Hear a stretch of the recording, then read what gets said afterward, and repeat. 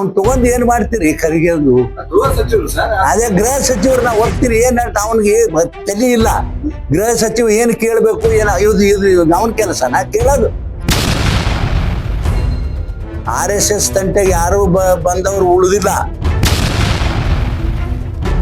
Sir ಈ ಪ್ರಿಯಾಂಕ ಖರ್ಗೆ ಕೇಂದ್ರಕ್ಕೆ ನಾವೇನ್ ಕೈ ಚೆಚ್ಚಾಕತ್ತಿಲ್ಲ ಗ್ಯಾರಂಟಿ ಸಲುವಾಗಿ ನಮಗ್ ದುಡ್ಡೇ ಕೊಡಾಕತ್ತಿಲ್ಲ ಅಂತ ಪ್ರಿಯಾಂಕ. ಮತ್ತೆ ಈಗ ಇಲ್ಲಿ ಕೊಟ್ಟಿನಲ್ಲಪ್ಪ ಅಲ್ಲಿ ನೋಡ್ರಿ ಅಲ್ಲಿ ಅಂದ್ರಿ ಅವ್ರಿಗೆ ಯಜಮಾನ್ರಿಗೆ ವಯಸ್ಸಾಗ್ಯದ, ಅವ್ರಿಗೆ ನಡಿಲಕ್ ಬರಲ್ತು ಏನೂ ಇಲ್ಲ.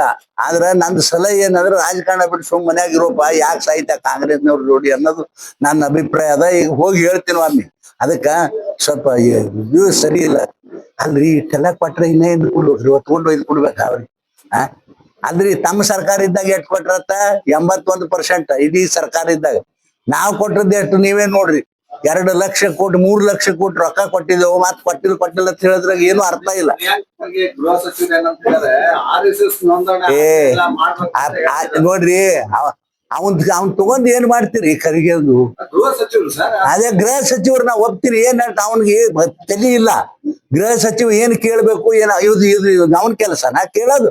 ಸಾರ್ವಜನಿಕರಿಗೆ ಕೇಳ್ರಿ ಹೇಳ್ತಾರೆ. ಇವನ್ ಕೆಲಸ RSS ನಾಗ ನೋಡ್ರಿ. RSS ತಂಟೆಗೆ ಯಾರು ಬಂದವರು ಉಳಿದಿಲ್ಲ.